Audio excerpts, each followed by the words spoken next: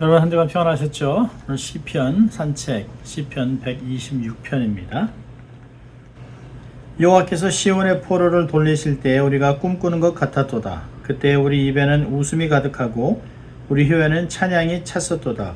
열방 중에서 말하기를 여호와께서 저희를 위하여 대사를 행하셨다 하였도다. 여호와께서 우리를 위하여 대사를 행하셨으니 우리는 기쁘도다. 여호와여 우리의 포로를 남방 시내들 같이 돌리소서. 눈물 흘리며 씨를 뿌리는 자는 기쁨으로 거두리로다. 울며 씨를 뿌리러 나가는 자는 정령 기쁨으로 그 단을 가지고 돌아오리로다. 아멘. 오늘 시편 126편은 시편 23편과 함께 많은 사람들에게 사랑을 받고 있는 시편입니다.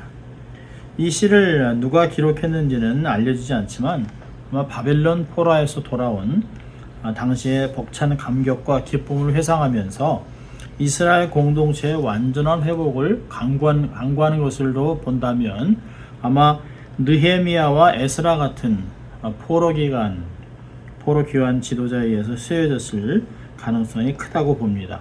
여기 보면 돌리소서 돌리소서를 3번이나 반복하고 있습니다. 1절부터 3절까지는 과거의 은혜를 감사하고 또 4절부터 6절까지는 미래에 임할 은혜를 기대하면서 간구하고 있습니다. 자, 그럼 1절을 보면 여호와께서 시온의 포로를 돌리실 때 우리가 꿈꾸는 것 같았도다.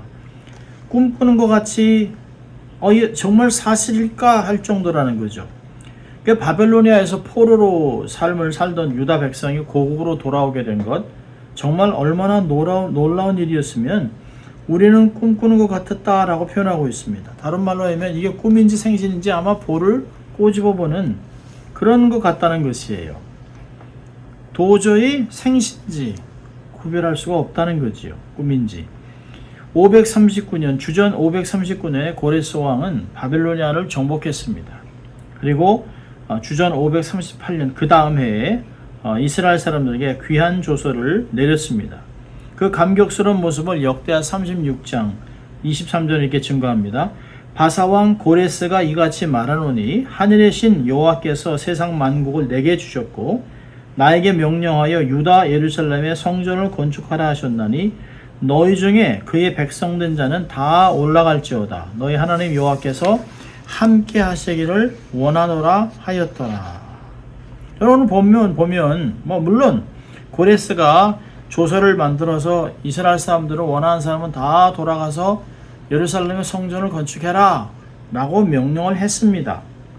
그렇지만 사실은 고레스 왕이 시온의 포로를 돌려보낼 때라고 기록하지 않습니다. 고레스가 조서를 내서 백성들이 귀환을 했지만 사실 그 배경에는 하나님께서 불가사의한 은총과 정말 기가 막힌 섭리가 있었음을 말하는 것이죠.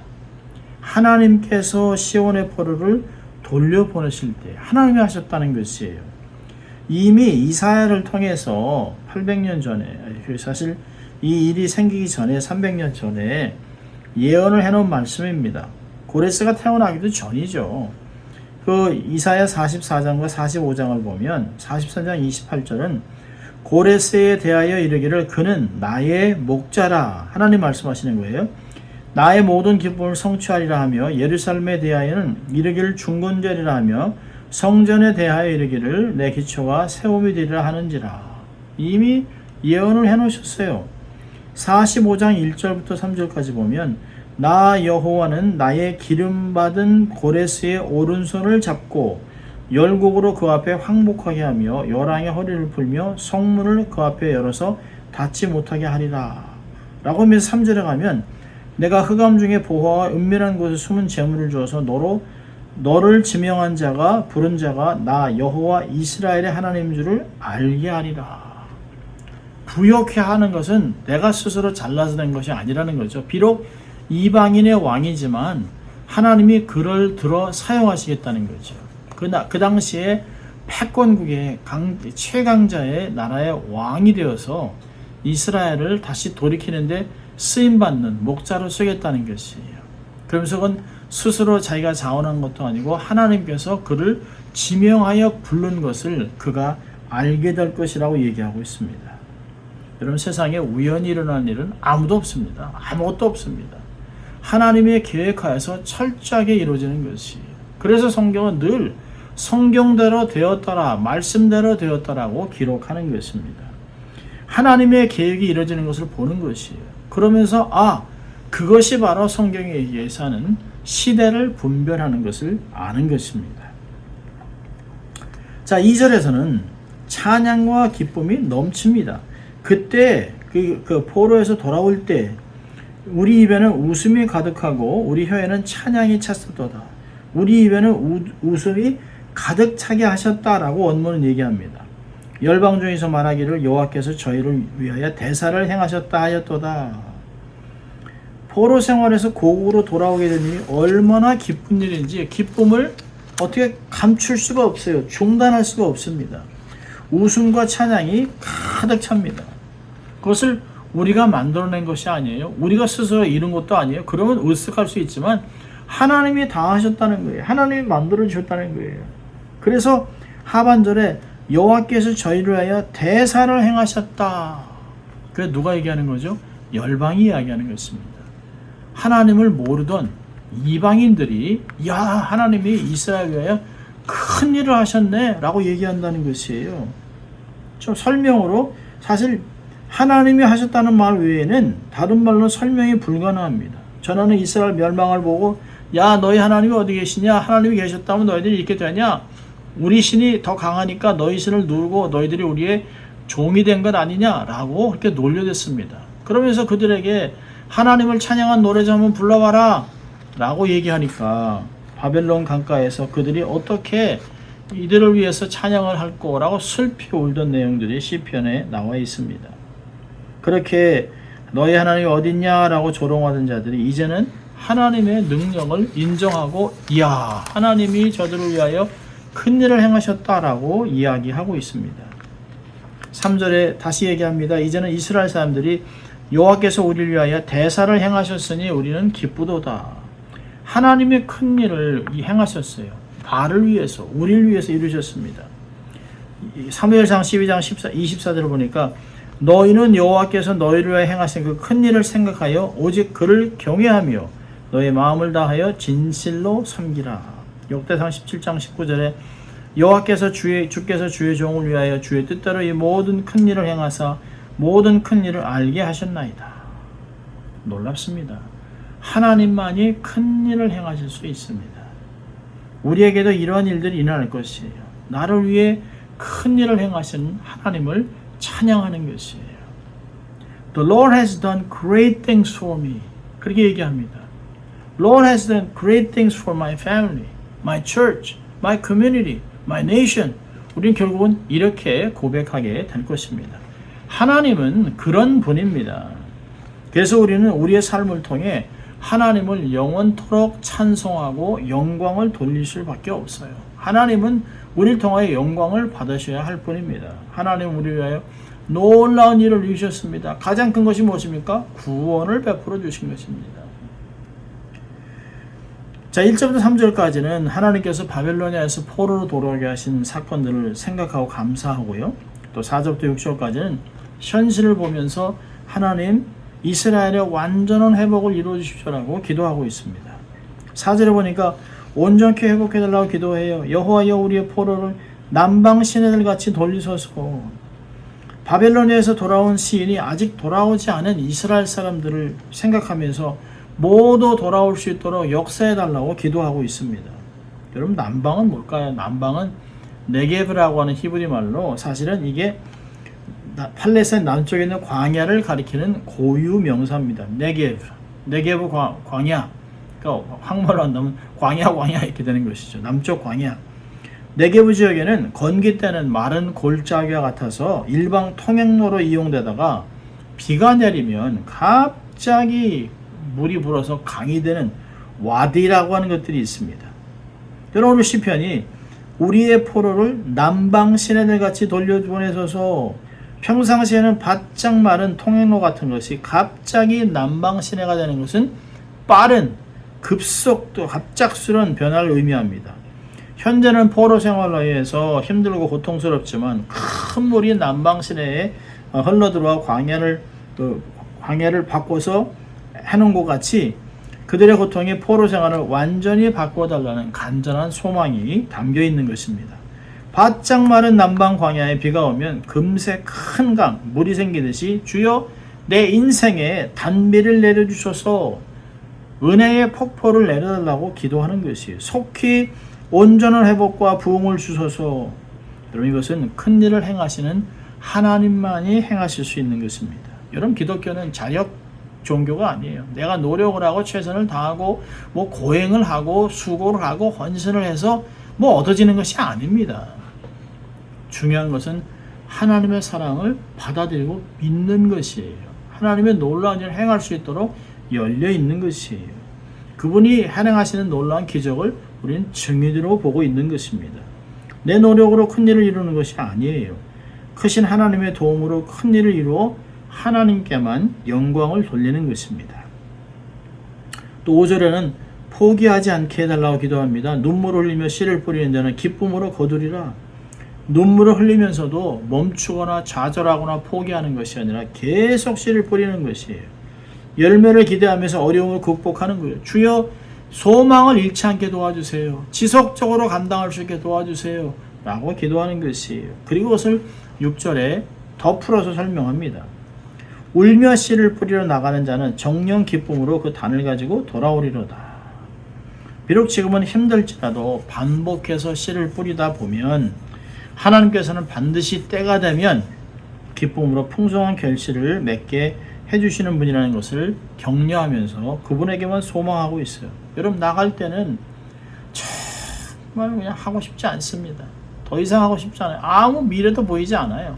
현재 상황에서 사면초어 같습니다. 뭐 이걸 뿌린다고 해서 될 것도 아니고 뭐 나타나는 것도 아니고 아무 변화도 없어요. 하루 이틀 지나서 한 달, 두 달 지나도 어떤 때는 1년, 2년 지나도 아무 일도 일어나지 않습니다. 그냥 씨를 뿌리고 그냥 다 포기하고 떠나고 싶습니다. 그런데 내가 뿌린 한 줌의 씨가 단을 이룬다는 것이에요. 심은 대로 거둡니다. 30배, 60배, 100배, 1000배 열매를 거두는 것이에요. 주님께 울부짖으면서 자기의 사명을 감당했기 때문에 웃을 수 있게 되는 것입니다. 여러분, 혹시 세계적인 발레리나인 여러분 강수진 씨를 그 발을 찍어놓은 사진을 보신 적이 있습니까? 야, 이 뭐 발이 진짜 도대체 발인지 환자의 발인지 막 그냥 굳은 살이 여기저기 맥혀 있어가지고 보통 사람은 발가락에 하나 둘 이렇게 돼 있잖아요. 막 여기 막 굳은 살이 맥혀서 이게 막 장애인이 발같이 보입니다. 여러분, 그 사람이 세계적인 발레리나가 된 것은 하루아침에 일어나는 것이 아니에요. 독일 슈투가르트 무용단의 프리마 발레리나인데, 하지만 그가 86년에 입단해서 군무를 추는 댄서에서 솔로이스트 그리고 주역 무용수가 되기 위해서 10년이나 걸린 것을 사람은 생각하지 않습니다. 99년 최고의 무용수로 선발된 그녀의 발을 보고 비로소 우리는 그녀가 연습 벌레였다는 것을 알게 됩니다. 1년에 150여 개의 토 슈즈를 버려야 했고요. 평균 하루에 10시간, 많이는 19시까지 연습하는 그녀의 모습을 본 사람은 아무도 없습니다. 그녀는 이렇게 고백했어요. 매일 아침 침대에서 눈을 뜨면 어딘가가 아파요. 아픈 것도 무용수 생활의 일부일 뿐이죠.